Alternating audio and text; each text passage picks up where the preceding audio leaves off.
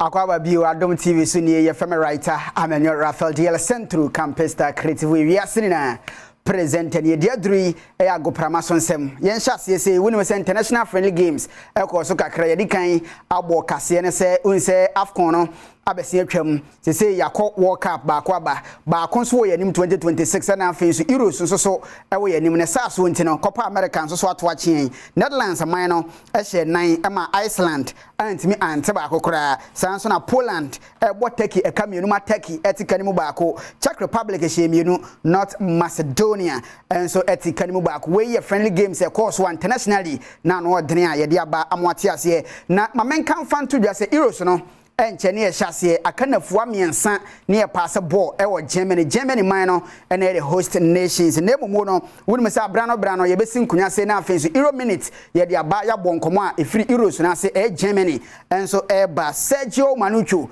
e wo munchiremu ne bebrebe na no pay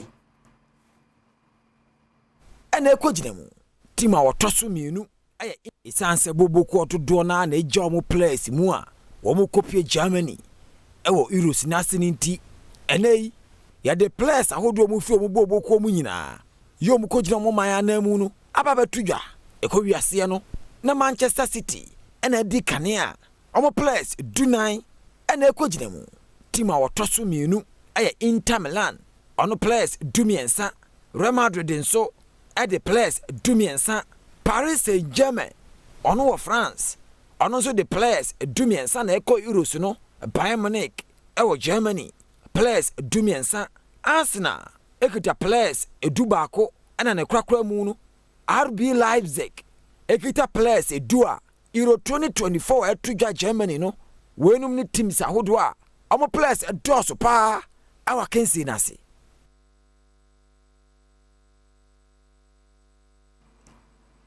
Etia se nkontabu ebachira Manchester City ene kita players bibria omoko Germany ewo Euros na se de tia no Malta Guinness na no pay na so yasene se yemfa gudie mu nsem emrewo yedi kan ka che se jeje kan no niwa aba montene so a unya bi negu omuna se a ekoyi pa Malta Guinness enkora empenyini emrewa enkokora mema obi age atum enti Ghana de ense drink baako a popular Ghana ye drink Malta Guinness na no pay pebi man kora no pebi man peninfo wankasa nombi na enkoyi pa pet biato na watanwa said they made in Ghana logo ne da hono so original one pa ene kitawa Malta Guinness egita nuane no bia esa won setemeka wonya bia ebekoyi pa yentinsim ofie ne ni nkomo property a won said Black Stars of Ghana ya hosesie we ya qualifiers ayebo e dia ko 2026 World Cup USA Mexico na afin so Canada enra Kumase baba ya dago pramaso ense ne Central African Republic game no emu ye dene at a point in time na Ghana fo gidi se wan hwa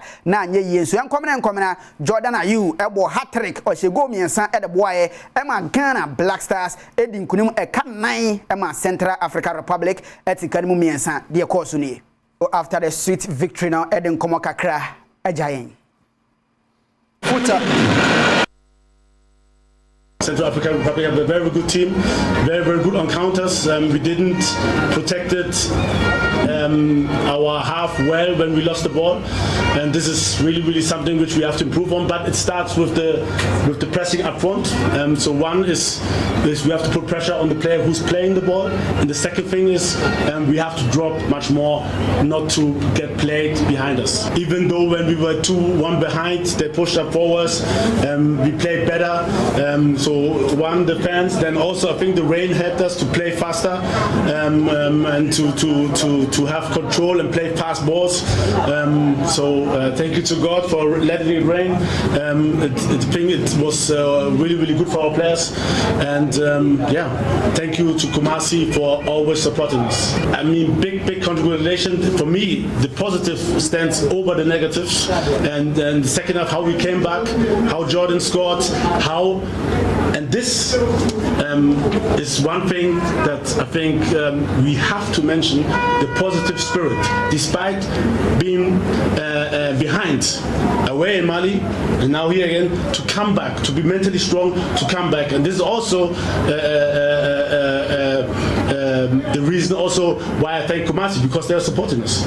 Even though we were behind, they were supporting us. And like I said, big thanks to the team for having this mentality, this Na Ghana ya Bemoa Jordan Ayew Bekaya against Mali Bamako was starting from bench but Enra Kumase Baba Yarade or she game na say enya 3 goals Jordan Ayew atuna mu to say that's why see born out of positions now and say still na ogidie no e wa ho fama no woni mu say wodi ni gina mu biara ba biara obebo bia obeye adwuma no. You know, I'm a person, I never give up. I work hard and I believe in my qualities, I believe in myself.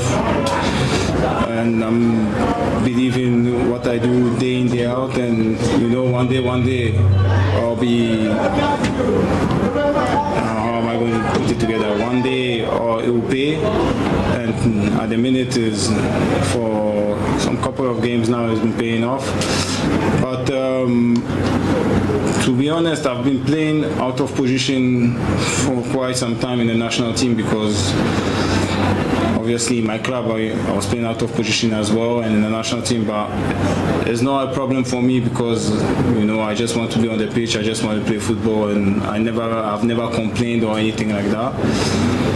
But you know, God's time is the best, and you know, in life you never have to give up. You just have to be patient and keep on working and believe in yourself, and things will turn out being positive. To the Ghana Black Stars, as they say, ye, Jirenaso, na group, no, say the Ghana, yen ye ready kind, Nemumono, yabo more games, that they are changing young competitors. One saw when the games are over, but Oko group, and so Ghana, L group I, yen, I just rock and tan, so they say, 9 points, El Brayabo 4 games, Madagascar 4, Abertosum, no, about 3 games, or more 6 points, Comoros of 4 to Somiansa, or about 3 games, or more 6 points, Mali, Etoso 9, or about 3 games, or more 4 points.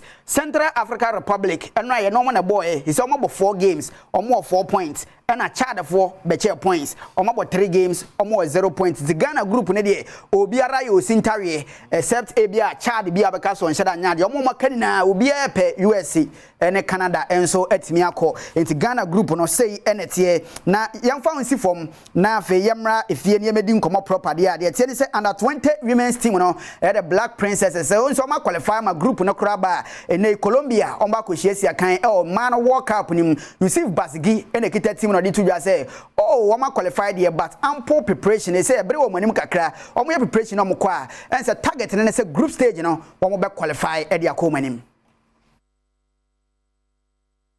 Grouping, I think, has been very good.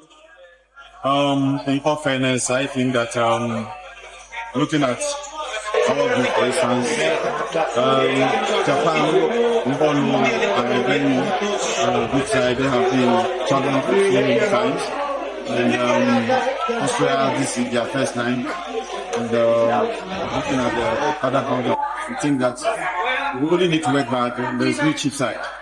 All the countries that have played are not parts at all, including Ghana. So we really need to work extra hard in order to. Into Ghana, the Black Princesses team in under 20, Colombia. You are drawing a group here. You are former winners, but you say Japan, Austria, and I think New Zealand. More Ghana group in Asia, the NBA dance. We know I can Canada pa August 21, September 22, and a Jumadi and a Chassis, Colombia, Ocean and Son Eddie Mami. And I pay Malta Guinness, Ghana, your favorite malt, no, one more etaya chipa, more tasty goodness, and a woman new, a Jajacano, and so our Montana, so me patrol, Baby Biara, or Baby Biara, Ujina Juma Bia, way Malta Guinness, and a Babwa Pai, Guminasia, a Corio, a Bois Emma Day, so a bright temper. When say immune booster, woman, just a vitamin B, Ashemuma, Unya Binabo boy, Koyi, and or grab it and ice cold, a Malta Guinness in a new Jajacano. Now I enjoy a world of good. Now, things wants to be Biara at me at the dean at the amount. Always, you know what check is a made in Ghana logo, no, and so Papa Nankasa, our town, Malta Guinness, and on here to a Gusua, yet to Yenina, we so young fan of pay someone and fancy a family writer. I'm in your Rafael Diala Centro Campesta Creative.